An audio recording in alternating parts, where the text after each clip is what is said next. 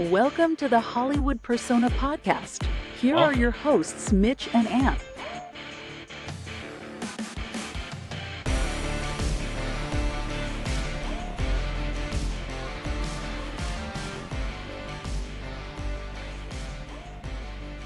Hello, everyone, and welcome back to the Hollywood Persona.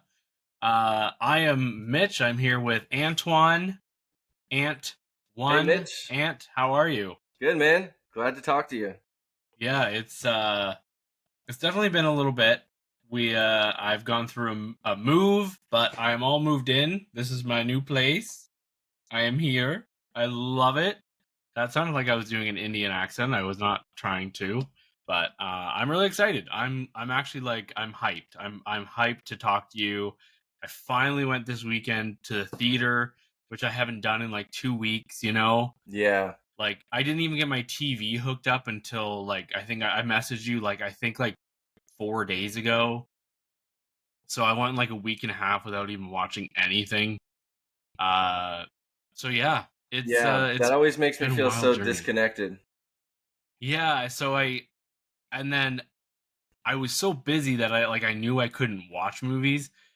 So I centered everything that I left everything for last that I could watch in front of my TV. So things that I could unpack while I was watching a movie, I saved that for last. And that's how I busted out Love Lies Bleeding, Immaculate. I got to another nun movie that I saw called Sister Death. Damn.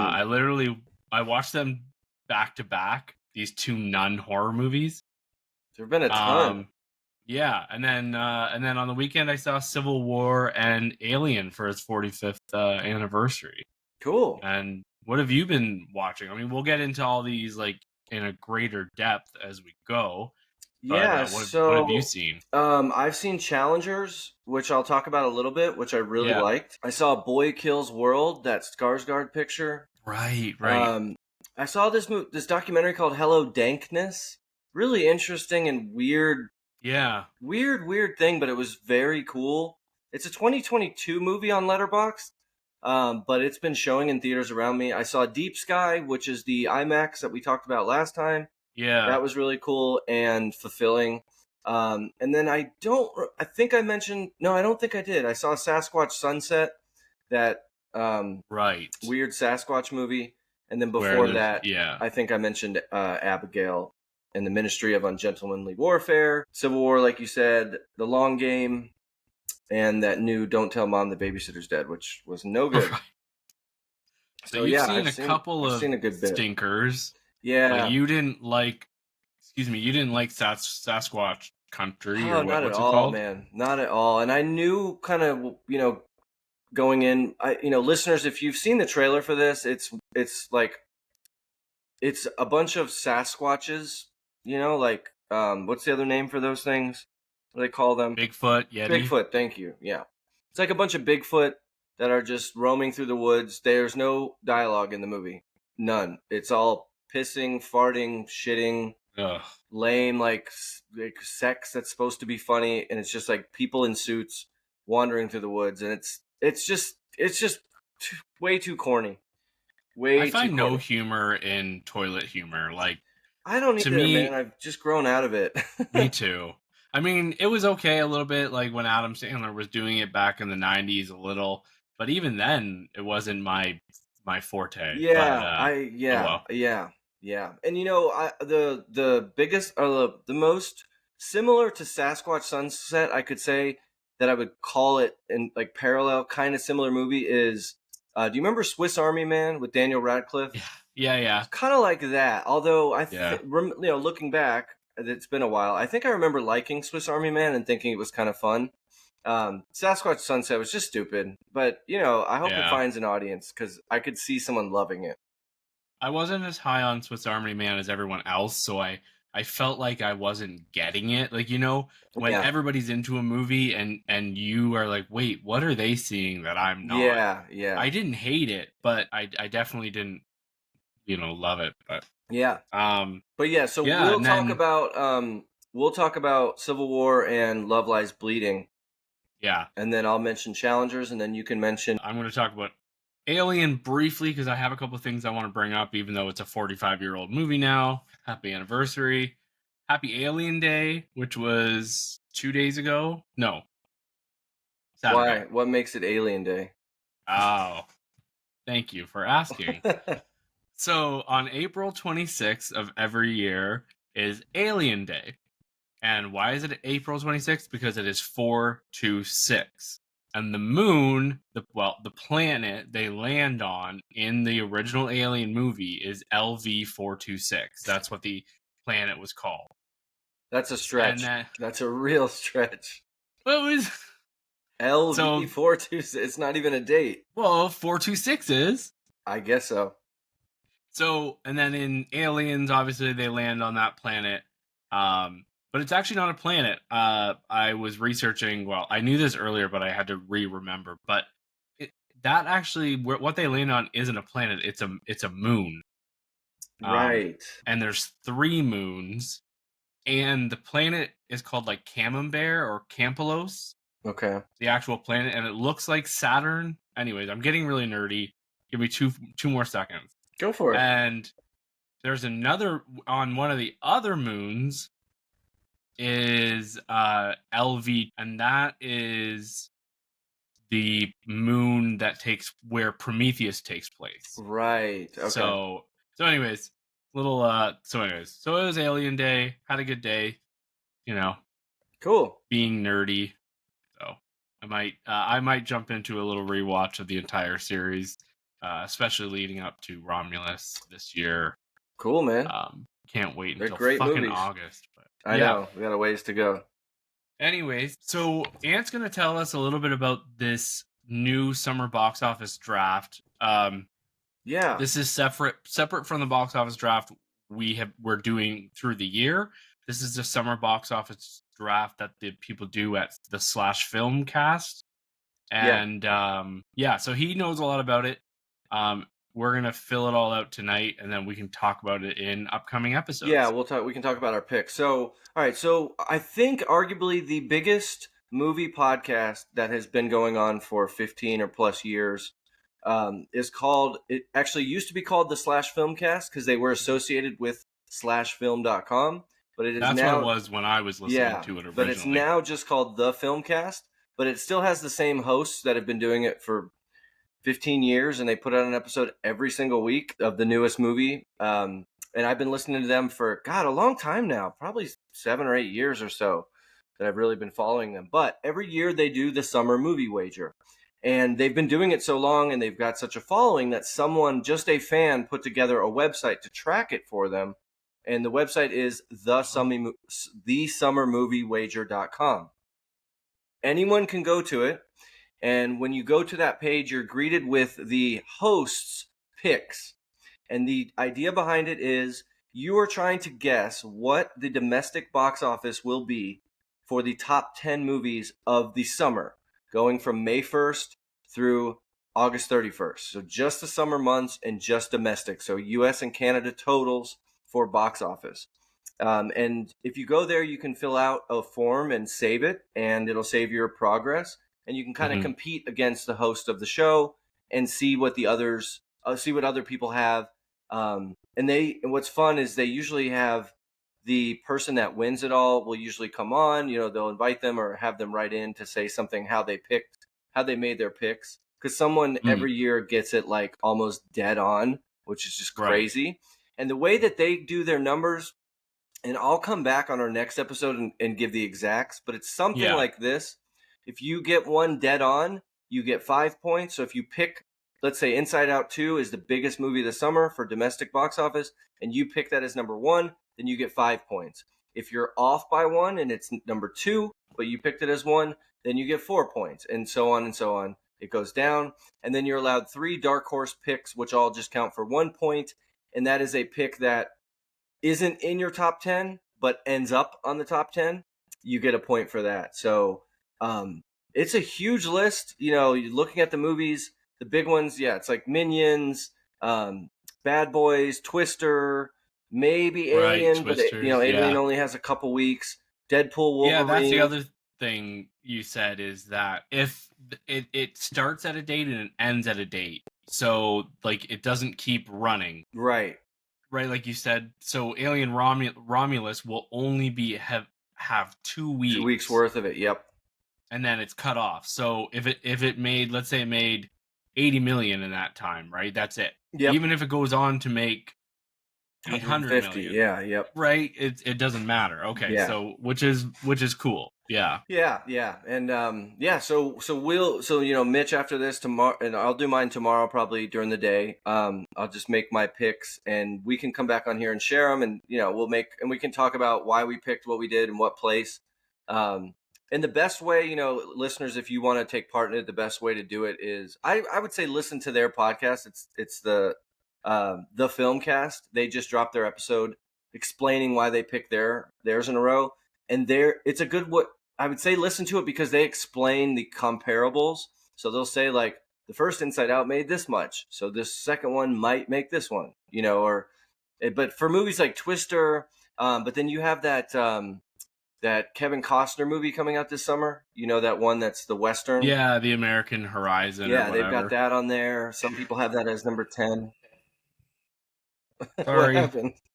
I was just trying to check something out. Hold on. Keep talking. I apologize. No, that's okay. So we'll do that again. It's thesummermoviewager.com, and yeah, anyone can do it. You just go to that site and you can look at the past years and see who won, and see what order the movies came in, and the website updates it for you, so we don't have to track it. It's really nice. So so check it out, thesummermoviewager.com. Me too. I think it's fun. I've always wanted to participate, but I never really had someone to do it with. So yeah, I will allow you to do it with me. We can do it together. It'll be fun. Hell yeah. So we're just going to talk movies this episode. I mean, we should talk about what we're excited coming out this week. Obviously, we can probably just do that right now. You're going to we'll both see The Fall Guy. Yeah. I think I'm going to see it tomorrow. I think there's an early screening. And are you excited? Not really. I have pretty low expectations for this. How about you? Here's what I want to know. I don't understand how it became so big. Like is it just because of the 2 stars in it? I guess so. I guess probably just Ryan Gosling, not even Emily Blunt, People have been talking about this movie for a long time. I think it's had a pretty heavy marketing campaign. So we're talking about The Fall Guy. It's the story of a stuntman who is in love with the director, played by Emily Blunt. The main star of the movie goes missing, so they send the stuntman to go find him. Oh, okay. Yeah, I just learned that because I listened to a review today. And to me, it looks like just a kind of typical PG-13 action movie, like something that Netflix would take, like Red Notice, or what was the one, Free City, Free Guy. Yeah, Free Guy. Yeah, it looks a lot like Free Guy, and we'll see. I have low expectations. I heard a review today that said it was totally fine, enjoyable, but yeah, I'm not expecting too much from it. Yeah, I think Ryan Gosling is fun. I think at this point, like, he's like one of our few bankable movie stars. Yeah, yep. Like him, Ryan Reynolds, and Tom Cruise. Right. I mean, I would have said The Rock a year ago, but yeah, there's really not that many others out there. Yeah. That can guarantee your movie an audience. It's just the landscape has changed. It's just changed. And there's not. It used to be. Yeah. Fuck, if you put Jack Nicholson in your movie, you'd have the Jack Nicholson crowd there. Yeah. But it's not. Yeah, like and you still have, like, any Scorsese movie's going to have a certain level of people. Quentin Tarantino, anything he puts out. Christopher Nolan, but I guess those are all directors, not necessarily stars. So. Yeah, directors are different now. Yeah. So talk about challengers, because I want to hear about it. And who's the director and what? Because how do we know him? Luca. Yeah, Luca Guadagnino. So he came kind of to mainstream fame because of Call Me by Your Name. Right. He's Call Me by Your Name, but he's also Bones and All with Timothée Chalamet. Okay. And Suspiria, the Suspiria remake, which I thought was awesome. Okay, so he's made one movie that I love, and then the other two I think are pretty good. But then he's worked with Tilda Swinton all the way back to 1999. So he has been making Wow. movies forever. Is she in this one? No, she's not. I just know Oh. that she's been in like 4 or 5 of his movies. He's got like 15 or 20 movies on his Letterboxd page. So he's been around. But yeah, Call Me by Your Name was his big one that people Good. loved. I mean, I don't love it as much as everyone else, but yeah, I I'm the respect same. it. It's a good movie, but Yeah. you know, for me, a gay romance can only go so far. For the Yeah. most part, I guess. I mean, although I do love Portrait of a Lady on Fire, and that's a gay romance, but that's a little different. But still, so Challengers, you know, listeners, I'm sure you've heard of it. This is marketed in a big way, and Zendaya is the face of the poster. And I was interested in this really because I used to play tennis. I still like to play. I still follow the Opens. I try and watch a few matches for Wimbledon or the Australian one. So that was an interest to me, and yeah, it's just a really cool and stylistic movie that you have kind of 3 manipulators all working on and against each other. The 2 male characters are best friends initially, and they're both kind of pining after Zendaya. They're all three tennis pros. They're not like top tier level, but they're trying to get their way to that level. She is as well. Yes, she is as well. She is as well, and she's on a really hot streak when they first meet her. And it's just really fun the way they all manipulate each other, and they're kind of all at their best when they are head to head instead of being friendly. Like when they're fighting for the girl or they're having to play each other in a match, that's when they're at their best. But the music and the filmmaking is really fun. The editing is done in a way that felt like a tennis match. So it's like you go back and forth. Yeah. It's like 3 months later, 1 year later, 1 year later, 1 year forward, 2 weeks ago. And at first it was a little annoying, but then as I got it, I'm like, oh, that's supposed to be like a tennis match going back and forth. So yeah, and then so it stars the lead of La Chimera, which is a movie that just came out in the art house market, and then Mike Feist, who you would recognize from West Side Story. He played the like really he has a very distinguished face that looks good in the 1950s, and that was what he played in West Side Story.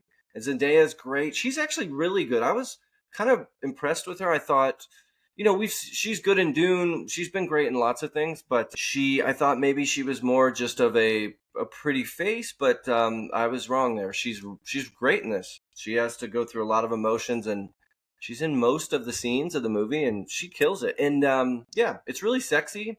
It's like it's a very sexy movie. So I can't wait for you to see it. I think you'll like it a lot. Mike Feist or however you say Feist, it. Maybe. He was the lead in Pinball, The Man Who Saved the Game. Oh, yeah, you saw that. Yeah, and I really enjoyed it actually. And he was really good. He was very solid. So so that's good. I'm glad. Would you agree that he has a distinguished face? Definitely. I looked, but like in Pinball, he's wearing like the 70s hair and the beard and the mustache. Okay. But I definitely recognize him from West Side Story, and and he's gonna be in the Bike Riders coming out later this year. Oh yeah. Cool. So so that's Challengers. Once you see it, maybe we can do another talk about it. Yeah, I'll talk about it for sure. It's worth a watch. It's very, like I said, very sexy and but a great story. It's not a thriller. There's not any like murder or crimes really. It's just it's a drama, and it feels very European, from this director. Mm-hmm. So yeah, I would definitely recommend it to pretty much everybody. It's very good. Good. Well, let's jump into the one I've been waiting to talk to somebody about, and that is Civil War. Civil War is directed by Alex Garland, who you would know from Men, which came out a few years ago, and Ex Machina, Annihilation, 28 Days Later. Yeah. He wrote Dread. He's one of our greatest working directors, I think. I do now. Too. I really like his stuff. Even Men, which I didn't love, it was creative as hell. I mean, it was creative. Yeah. I rewatched Annihilation before this because I remember not loving Oh, Annihilation as much as really? everyone else, and I still don't. I like Men more than Annihilation. Interesting. Okay, I think Annihilation might Um, be my favorite of his, oh really? even over Ex I Machina. see. Yeah. Yeah, well, I guess we'll get into that, but this one might be my favorite. But it stars Kirsten Dunst, Wagner Moira, who I guess he was in Narcos. Yeah, and he was in The Gray Man. Okay. He's just a very like kind of recognizable Latino guy, I think. Yeah, he's got a nice screen presence no matter what he's doing. Yep. And then we've got Kaylee Spaney, who you will know as she played Priscilla Presley last year in the movie Priscilla.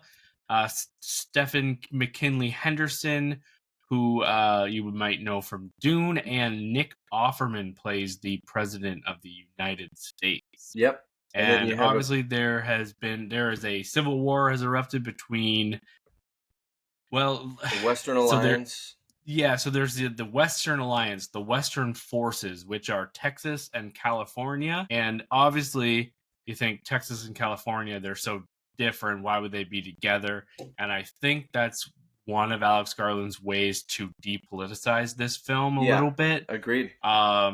Who is fighting who? That's kind of a question you can make your own mind up. Yep. I think people on the right could watch this and say, "Oh, this movie's about the right." People on the left could watch that. I think that's the point, right?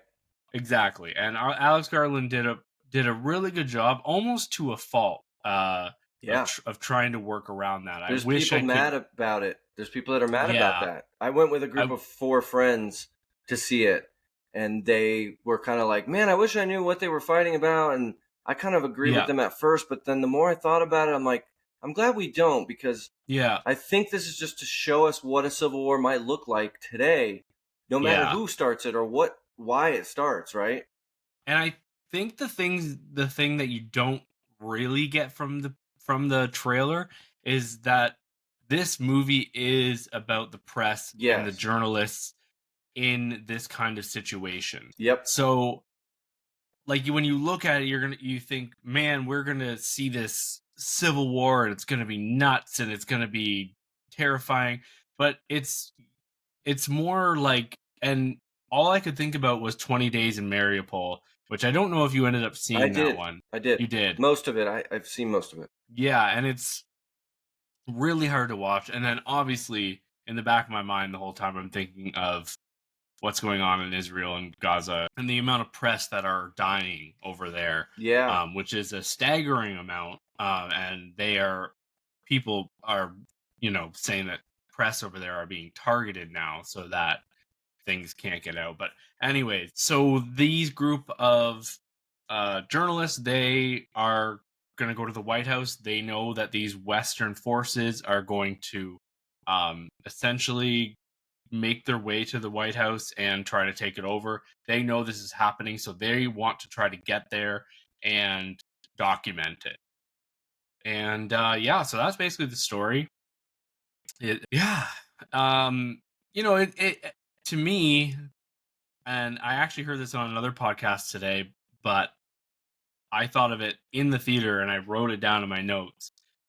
This felt like a zombie movie to me, like from start to finish. Like they're in a car, they're scared of getting out of their car at certain places. There's obviously it is kind of a post-apocalyptic or apocalyptic kind of movie. Yeah. But I just got like huge like zombie vibes, like the way they're just going about things. Definitely. This movie is just it has so many amazing sets, amazing set pieces, incredibly tense moments. Agreed. There's some scenes where like I don't cover my eyes, but I cover my ears sometimes if I'm worried, especially we've all seen from the trailer, and that's actually something I want to talk about in a little bit, is about the trailer. But we all saw from the trailer is Mr. Jesse Plemons, who we all love, and his scene, right? is the best in the movie. I thought that would be ruined for me because I've seen the trailer so many times, but that scene is so much more than what I thought it was going to be. Yeah, agreed. I had seen it as much as I try and avoid stuff, but yeah, it was probably the best scene in the movie, except maybe the ending really packed a punch for me. But yeah, it was that scene was great. He's great. He's not even credited on IMDb or on Letterboxd. His name's not listed, which is. Do you know the story behind that? No, I know that he's married to Kirsten Dunst, but other than that, no. So apparently, like literally the day before, the person who was supposed to play that role dropped out. Oh. And Kirsten says, well, my husband's been reading lines with me and I can ask him to do it. And Garland's like, yes, I love your husband. Please ask him. And Jesse did it. And so 24 hours later, Jesse's in the role. That's great. And he fucking killed it. Oh, he nailed it. They use him in like that part where he's like scratching his face. I was just going to say the face scratch. Yeah. Oh, what kind of American are you? Like that. Anyways, like you almost like think like how we need to get Plemons an Oscar. But I don't know what kind of role is going to win him that Oscar because he's kind of a character actor. Yeah, well, I could see him being like a who? Oh no, he's Seymour dead. Hoffman? Philip Seymour Hoffman. Yeah, just like him. He's a Philip Seymour Hoffman type. Yeah, and he was great in Killers of the Flower Moon. That could have got him a nomination. Wasn't he in the Power? Yeah. Wasn't he in the Power of the Dog? He was in the Power of the Dog.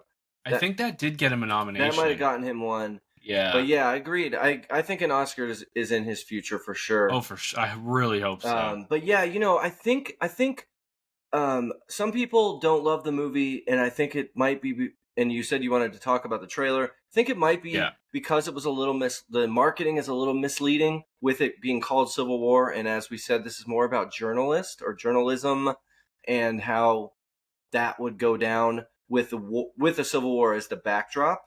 Yeah. And I am okay with it. So this is A24's biggest budgeted movie. And so they're going, they're like, we have to sell it somehow. We got to sell this movie. So I understand why they did what they did. But yeah, this really could have been called like journalism in a Civil War or something like that. Cause you really don't, see the sides. I mean, there's a great scene where they pull up somewhere and they get shot at. So the journalism truck is the four of them, and they get shot at, and they hop out, and they're like on the ground, and they see two guys that are shooting back at this house, and they're like, "Who are you shooting at?" And the guys in the ground are like, "Are you stupid? We're shooting at the guy up there. What do you mean? He's trying to kill us. Yeah, we're trying to kill them." Like, and we never find out which side either of them are on, and it doesn't really matter. It's like, they're like, what side are you on? And are they on? And it's like, we don't know. They're shooting at us, so we're shooting at them. It's fuck. I love this movie. Me too. I really liked it. I just keep thinking about it. Oh my god! And that, like, I know you don't think of me often, but I bet you thought of me when she said she was going to give him 300 Canadian dollars. Oh yeah, definitely. No, like, because that scene I think was really well done. Actually, the one part I didn't like about that scene, there were some parts in this movie where, like, that's why I just can't go a full 5 stars. I've got it at 4.5 because there's some odd things, some odd moments that I feel like are, Garland is way too good to have these like little kind of silly parts in it. And the one part being like Kaylee Spaney, like they go to that gas station and she goes around. And then this guy just starts to follow her. And Kirsten Dunst's character and the other gentleman, Joel, like they don't really care that much, but like Kirsten Dunst does go after her, but it just kind of felt like felt like it was going somewhere else. I thought it was going somewhere else too, and maybe that's what he was trying to think, think. I saw it a second time. I saw it twice. I did see this twice. Yeah. I saw this twice. I saw it a group of friends, and then another one of my friends who sees lots of movies. He came back and he wanted to see it. I didn't tell him I'd seen it yet, so I went and saw it a second time. Seeing it for the second time, it feels less. So how do we say it? It feels like it's going to go down a really dark road. And seeing it a second time, I noticed that she sees what she's walking over to first. Yeah. And so seeing it a second time, it was less like it was going to go down that dark road because the camera does show what she's looking at out of the car as they're pulling into the gas station. She can see what's going on in that old car wash place. Yeah. So yeah, I get what you're saying, but seeing it a second time, it was like, oh, okay, I can clearly see now that she saw that, and maybe he's going over there just to make sure she doesn't mess with what he's got going on over there, you know? Yeah. But I totally get what you're coming from. This movie, it doesn't really have any, like fully likable characters. Right. I liked them all in parts, but they all kind of end up doing like shitty things or what you would feel like as shitty things because it's the job. Yeah. Right? And that's the thing where, especially when it comes down to the end, which we won't talk about. But no, but I want to say the end really packed a punch for me. It did. It was just not like scary. It was scary in the sense that it felt so real and so real. Just like, God, I hope nothing like this happens in my lifetime. Like, oh. And I think a good percentage of what felt so real about it was the sound design and like it says the movie only cost $50 million. Wow, they made every single penny is shown on that screen. Yep. Like when they went over like that, the encampment where they had all the trucks and everything lined up and the helicopters going. I'm like, this must have cost millions of dollars. It felt like Napoleon. It felt like how much Napoleon must have cost. Yeah. You know? And they did the White House so well and everything around the White House. And so that's the part in the trailer where there is a scene where we are led to believe that something has happened. But there's a part in the trailer where we see somebody getting pulled out from behind a desk. Oh yeah, you're right. So and that's all I'm going to say. But so I immediately was like, well, I haven't seen that yet. So I knew that was still coming. So that kind of ruined it for me, which is another reason why I hate trailers. That's precisely why I avoid trailers, Mitch. Exactly that reason. But this is probably like the trailer I've seen the most this year. And it's a real effective trailer. Yeah. I've probably seen it. They really pushed this movie. I've seen it the trailer 12 times. So yeah, yep. I gave it 4 stars. It might be 4.5. I do want to say one last thing before I am done talking about it. It reminded me a lot of, and this was nominated in 2019. There was a movie with Rosamund Pike, Stanley Tucci, and Jamie Dornan called A Private War. And it's based on a true story about a journalist in Syria. She works for the New York Times. Rosamund Pike plays her. And it's a true story. I guess I can say she's a wartime correspondent, and she's eventually killed in action trying to cover a war.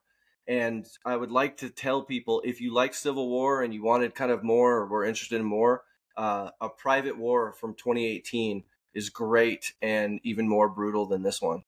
Yeah. Just in another country, it's in the Middle East. Yeah, it's really good. And I'm pretty sure it got some.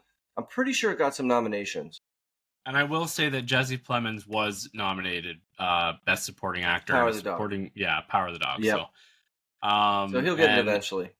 He will. And that scene with Plemons is well worth the wait. You know it's coming the whole movie. And I thought that maybe he was going to be a bigger character or something. Me too. He's essentially a cameo. Yeah, it's just 3 minutes, maybe 3-4 minutes. Yeah. But same with almost Nick Offerman's president character. Is not. Yeah, we don't see him too much. Yeah, there is the one thing, and this doesn't really give anything away because you don't know who.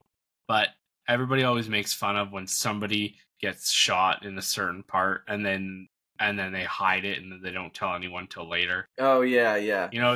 They always say if somebody gets shot here, you've seen that meme. Yeah. They will hide it for a while and then eventually tell someone, right? And that kind of happens in this movie, so it kind of made me laugh. But then this movie actually did make me cry. I had a little tear. Good. With how some things were dealt with around that part. Yeah, it was effective, man. It was really good, and I would say all the acting is really good. Kirsten Dunst is maybe the best. She's just so good in this, just perfect. She's just perfect. She's at a stage. I we won't go on too much longer, but she's at a stage in her life where she's looking back on. There's even that montage which was great, where she's like looking back on her life and the things that she has photographed. And it was a great little peek into her mind. And that was definitely a very like Alex Garland thing to do. It reminded me a lot of Annihilation. There was a lot of things in here that reminded me of Annihilation. Definitely. To do with her character. And she has a full arc too. She has she starts in one place and ends at another. For sure. Yeah, so she was good. Yeah. So anyways. Yeah, check it out when it comes around, or if it's still in theaters, it's worth seeing in theaters. I agree. Go see it in theaters. I think it would be great. Okay, give me one second. Okay, cool. Pause. All right, so let's talk about Love Lies Bleeding. Yes. This is a 2024 movie directed by Rose Glass, which I think is her directorial debut.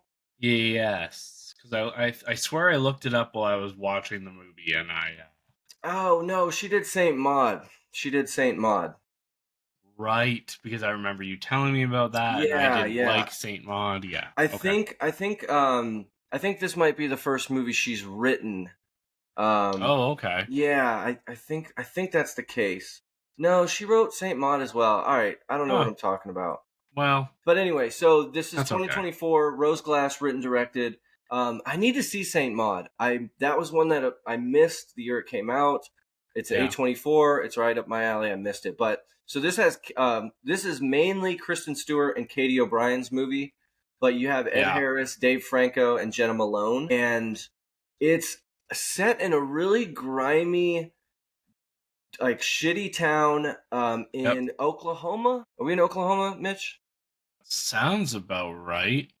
I think we're in Oklahoma, somewhere in the Midwest. Oklahoma, Arizona, New Mexico. It might even be Nevada, and Kristen Stewart is a very like reclusive gym manager, and she falls pretty hard for Katie O'Brien's character, who Katie O'Brien was kind of new to me. I didn't recognize her face, but she was in Ant-Man, and she's in the upcoming Twisters, and then I think most people know her as, what was the show? She was in The Mandalorian, right? I actually didn't recognize her at all. You didn't? Okay, yeah. Look and see what show she was in, because I think that I heard people talking about her being really good in The Mandalorian. She plays a bodybuilder, and she is jacked in this movie. She is yoked out. Very jacked. So Kristen Stewart comes from a shitty family led by Ed Harris. He's kind of the crime boss-ish of the town. He runs a gun range. He does some bunch of shady mob shit. He has the police in his pocket. Stewart wants nothing to do with him. She wants nothing to do with anybody else in this town, but her sister is in an abusive relationship with Dave Franco, who is beating the shit out of her mercilessly, and the only reason she's staying around town is to try and protect her sister as much as she can. But Dave Franco works for her dad, so it's a really complicated mess. It's very Coen Brothers-esque, the way everything is connected, and you know, it's not like mob boss level, but it's just a level below it, because it's like a shitty small town. And this one local guy has his fingers in everything, and blah blah blah. And sorry, not to take over, but go ahead. I don't know if you said it or not, but Kristen Stewart is the daughter of Ed Harris, and this girl she meets begins working for her father, and Kirsten's what? Kristen. Is it Kristen? Yeah. Kristen Stewart. You're thinking of Kirsten Dunst, I think. Yeah. She immediately says to like this girl who she's falling for, she says, "I don't want you working there. Like, why are you working there?" I don't want you working for my dad. But she's like, "What? It's a job. It's what do you mean? It seems fine." She didn't know it was her dad's gun range before. You know, they meet at separate times. The Dave Franco meets Katie O'Brien's character Kristen Stewart meets Katie O'Brien's character different time, and then Ed Harris meets her differently. So they all kind of meet at different. And like you said, it's very Coen Brothers-esque. That's a very good way to put it. And so, so then the movie kind of grows from there, and things just fall apart, and we have murder and sex and passion and love. And I loved this movie a lot. I thought it was excellent, man. It's very, and the cinematography is done so well too. It's very late 80s, early 90s, grimy feeling. The music in it sets the tone. The color grading, the costumes, the greasy hair, the dumpy apartments they live in. It's all just done so well, so realistic feeling that I really enjoyed it. I liked it quite a bit. What did you think about it? How did you feel about it? I'm right there with you. I also just want to bring up Anna Baryshnikov. Yeah. Sorry. She plays this girl who is in love with Kristen Stewart's character. Oh, yes. I was thinking that was Jenna Malone, but yeah. Yeah, Jenna Malone was great as well. We don't get to see her enough. I think she was really great. But you would know her from Manchester by the Sea. She had I love that movie. Yeah, me too. And then she hasn't done a whole lot, but she's a little over the top in this movie, but like she brings the funny, like she brings like she's the pathos, great. like yeah, she's funny, and then at the same time you feel really bad for her. And I think you've seen people like her in life, and whatever. So yeah, she desperately wants to date Kristen Stewart. Stewart has no interest in her, and it's a lonely small town. There's not that many gay people, you know. I don't know what. Yeah, it's set in 1989, so right. So we're right at the start of the 90s. Yeah, I still can't find where that takes place. And I did confirm Katie O'Brien is in The Mandalorian. People know her from that. She played the comms officer. Well, she's probably just in like one. Well, she was in 7 episodes. It says. Oh Jesus! Yeah. Never mind.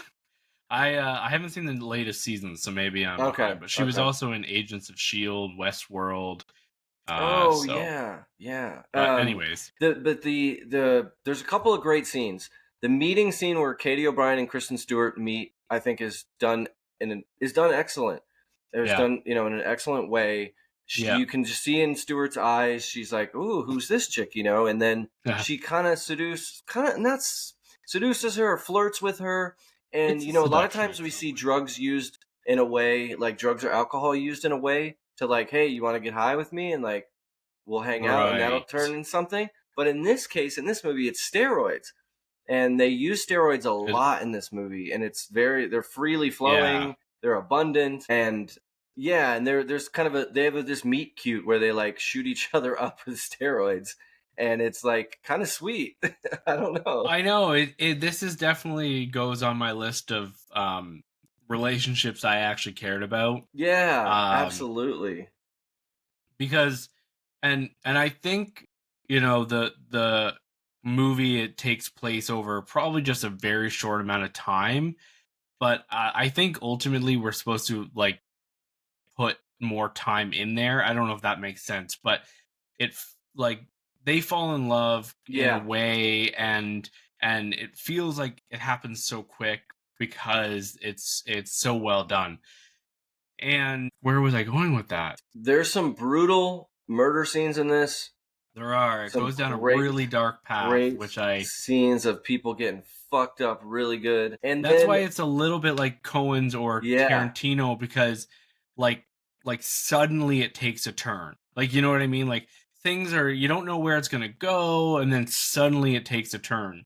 And you're like, it's not like stretched out. Katie O'Brien attacks someone and kill someone, and it's quick and it's brutal. And we get a shot of a nice prosthetic or whatever they did that looked just ghastly.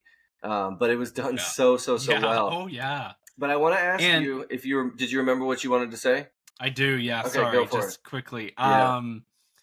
I think what I loved about the relationship is that the two of them had problems. Like, there was issues, and obviously there was major things that happened, but they were there for each other, and they tried to help each other through these problems. And it was just like maybe a little over the top. Hopefully people aren't dying in your relationship and you have to deal with that. But it just felt like these are two people who are dealing with each other and in love, and they're going through major issues like every couple does. And like I could just feel Kristen Stewart loving her because she is doing everything to protect her and stuff. So that's what I was going to say. Okay. The other thing I wanted to ask you about was, I'm not going to spoil anything, but there are a couple moments, especially one at the end, that go very surreal.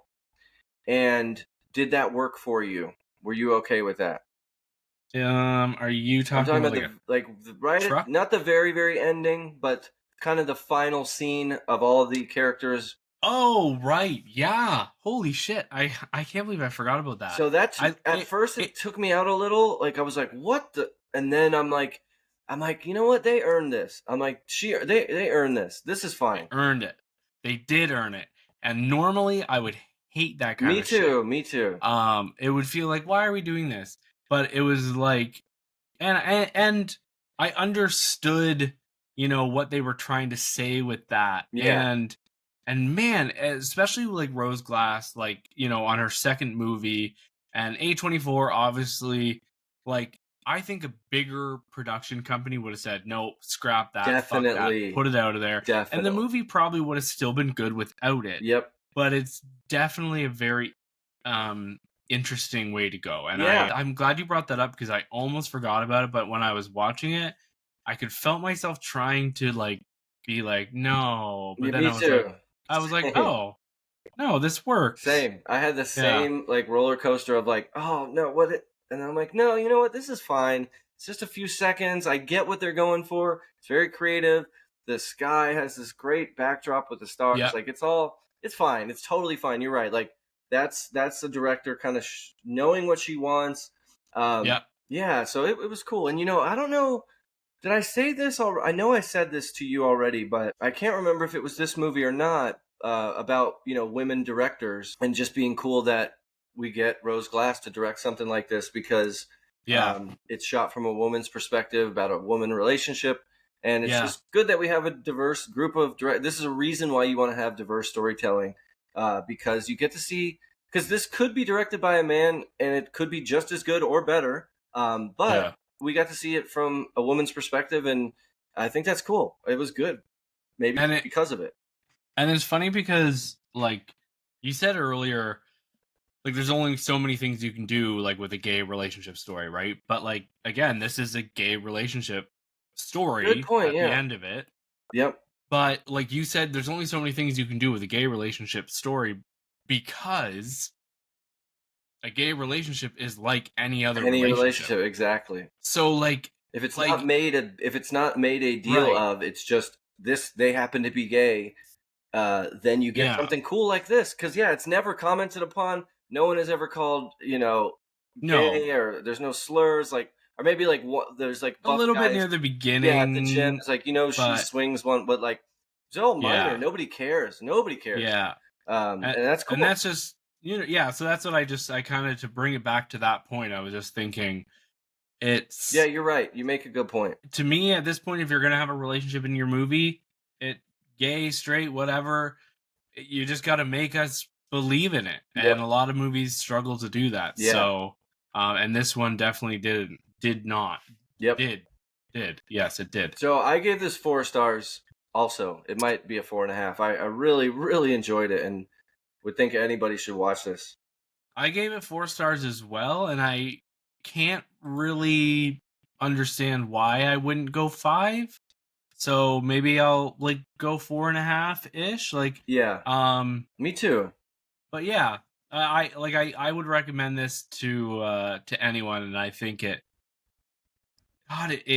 gets dark near the end. Like there's like the very end scene is pretty dark. With a truck and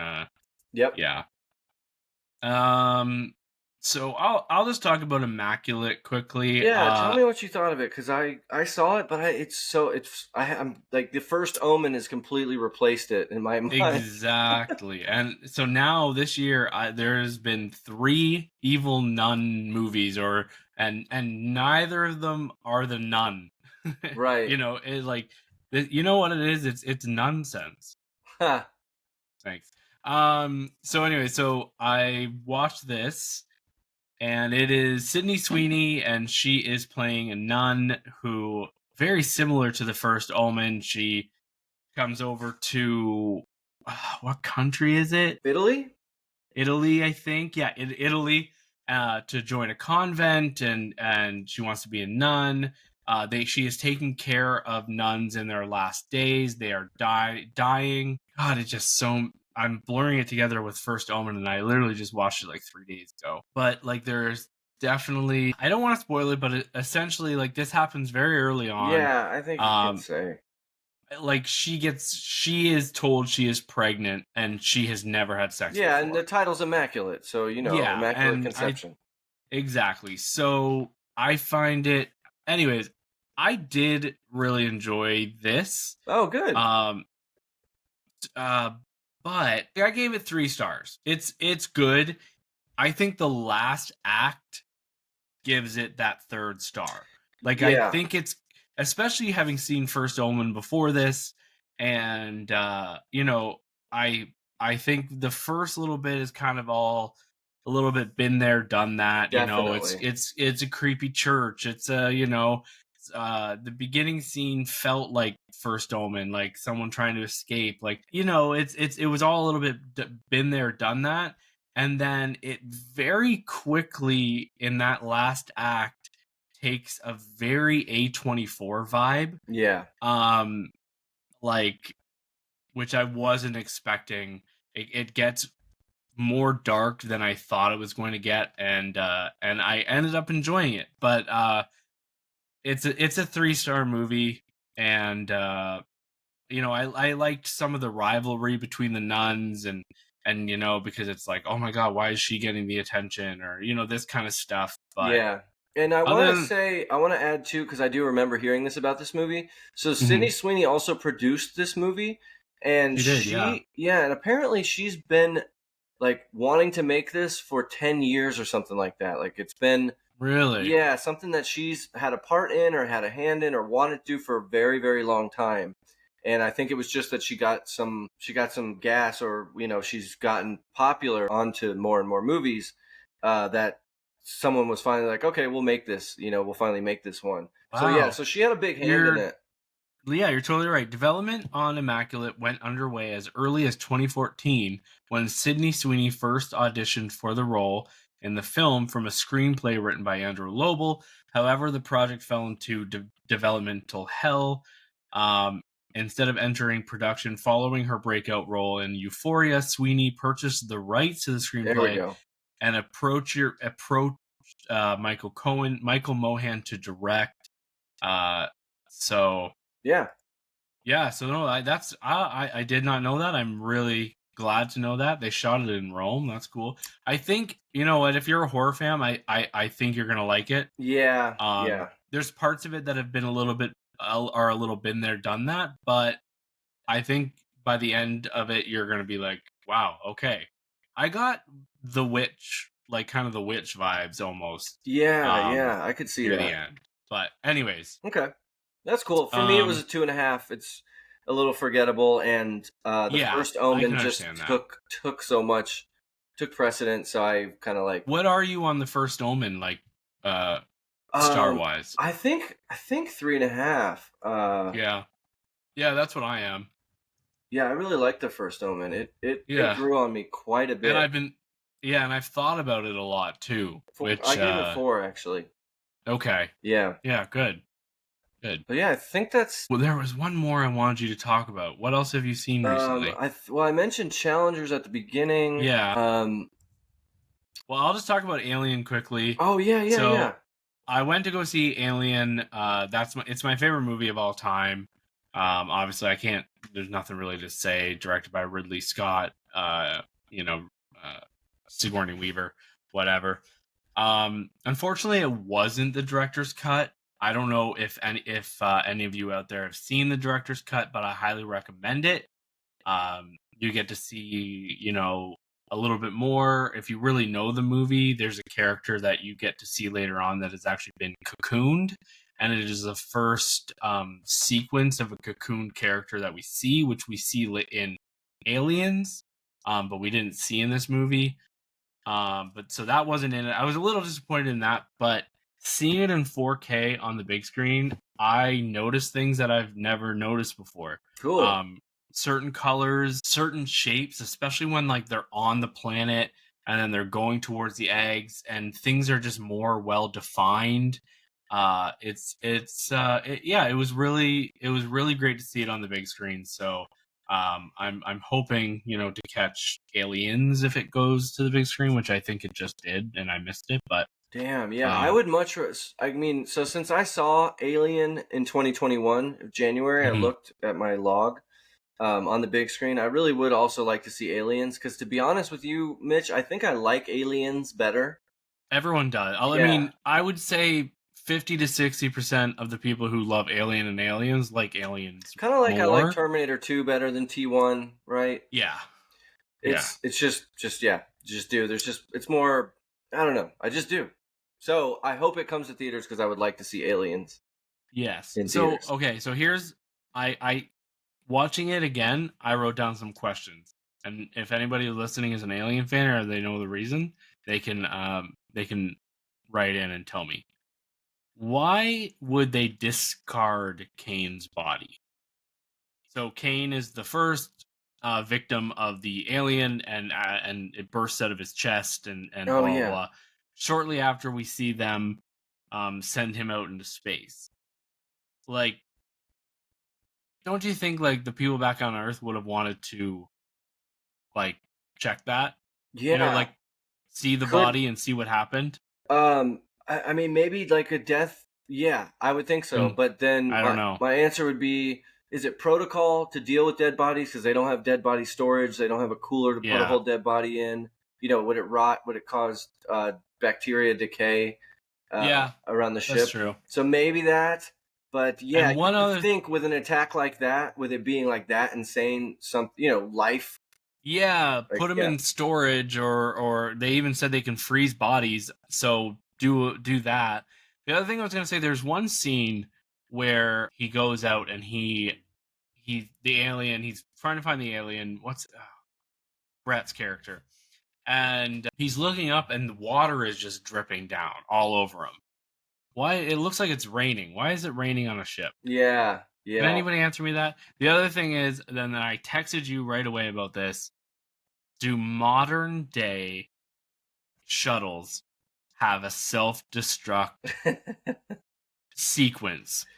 No. Did you look it up? No, I just know this. None of them do, because the way that they get rid of ships and satellites, they crash them into planets. So we crashed into Jupiter when it's done orbiting Jupiter or Saturn. Here's why. They don't want it to hit. So self-destruct would be the worst thing you could do. There's something called the Kessler syndrome, and it's like when Russia or China shot one of their own satellites down, it broke it into a million pieces. Well, that can then cascade and cascade and cascade and cause you to be stuck on your planet because there's so much trash. Because each thing that breaks hits something else, and that breaks, and that breaks, and that breaks. So you have this wall of shit flying around at 40,000 miles per hour that you can't launch anything through. So you would never want to destroy a ship like that. You could if you're in another solar system, but still, you're leaving debris. You're leaving debris. It's better to just crash it into a planet. Exactly. So definitely in this universe, I can understand. Oh, there's a raccoon going by down there. Not that anyone cares or can see it. So yeah, what was the other movie I wanted you to just say something about? So Boy Kills World. Hello, Dankness. Yeah. You were just iffy on Boy Kills World. Yeah, it feels like like a John Wick light, or like a Hardcore Henry, but not as good. I got from the trailer, from the little bit I've seen, I got kind of Scott Pilgrim vibes. Yeah, but not as creative. Not as creative. No. It's really, it's just forgettable, man. It's just so forgettable. It's just the villains don't make too much sense. I think I put It's kind of like a mixture of a video game, John Wick, and a comic book movie. Yeah. Some of the action's fun. A lot of the jokes just didn't land for me, and it was definitely too long. It just was forgettable. Like, and I think I put this in my review. I think I slightly aged out of this type. Like, I even like a movie like Becky. Wasn't it Becky and Becky 2? I love Becky, yeah. Yeah, Becky I liked a lot more, and this kind of reminds me of a Becky where it's like revenge. Oh, okay. But it's Skarsgård, and he's mute in this movie. He doesn't talk. Okay. Which I like him. I do too. This is the Skarsgård that played It, the clown, you know? Yeah. So yeah, it's worth a streaming watch, but I just put it as 2.5, and it's just a little too forgettable. And I feel bad for it because at the box office this week, it debuted at number 10, so it made like I know, really bad. It made 1.2 million. So I read that Alien was in the top 10. It almost was. Alien and this movie were like the initial numbers got reported. Alien was number 10, and then they beat each other out by like $100,000. It was like really close. But yeah, I forgot about that. I should have mentioned that. Yeah. But yeah, just not that good, man. Okay. I did get I'm more than halfway through this movie called Infested. It is another spider movie that has come out this year. It is on Shudder, and I think it's a French film, and I'm loving it. I'm not flick-fessing. I'm not gonna talk about it right now because I'm really liking it and I want to give it. But anyways, it's on Shudder right now as well. Everybody, Late Night with the Devil is on Shudder. Go get your free trial or whatever and watch this movie. It is so good. I think it's going to be a Halloween classic going forward. Definitely. And then this weekend you can go see Star Wars: The Phantom Menace for its 25th anniversary. It will be in theaters. The horror movie Tarot is going to be out. That's right. And then, of course, Fall Guy, which we were talking about. So, some things to look forward to. And I'm going to see a lot of them. So yeah, I'll definitely be seeing Tarot and the Fall Guy. Cool. Not Phantom Menace. There's no way. Have you seen it before? Yeah. Yeah. Oh, yeah. I did a rewatch before The Force Awakens, and I remember being really surprised at how bad the effects are in Attack of the Clones and Phantom Menace. They look so bad now. So bad. And I don't know if you remember a long time ago, but I said, hey, like I had this chance to watch this movie. It's called Jean de Barry, starring Johnny Depp. Oh, yeah. So it's coming to theaters now this weekend, although I know it got kind of a release last year. That's right. Yeah. I remember this poster. This looked pretty bad. It looks weird. I didn't know he could speak another language. Maybe he doesn't. I don't know. But anyways, I think this is like kind of him trying to make a comeback after everything. Yeah. But it's only got 49% on Rotten Tomatoes, but you could go see it this weekend if you are interested. I don't know. Yeah, it is showing near me too. 2 hours and 15 minutes though. Jesus. That's a maybe if I run out of something to see. Yeah. But okay. Well, we will be back very soon. We'll be doing that summer box office thing that I'm excited about. I'm gonna get that done tonight. And I'll have seen a lot this weekend, so I'm excited. Cool. All right. Sounds good, Mitch. All right. Thanks, everyone. Thanks for listening. Thank you, guys. Bye. Bye-bye.